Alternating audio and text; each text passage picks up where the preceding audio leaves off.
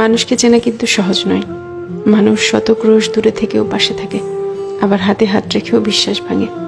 মানুষ গভীর ভালোবাসাও গোপন রাখে, আবার প্রতারণার ইচ্ছা নিয়েও অকপটে বলে দেয় ভালোবাসি।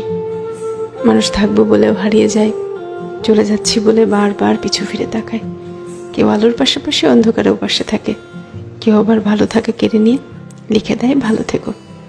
মানুষ মায়া কান্নাও কাঁদে, মানুষ ডিপ্রেশনেও হাসে। এই জন্য মানুষকে চেনা কঠিন, সত্যি কঠিন বটে।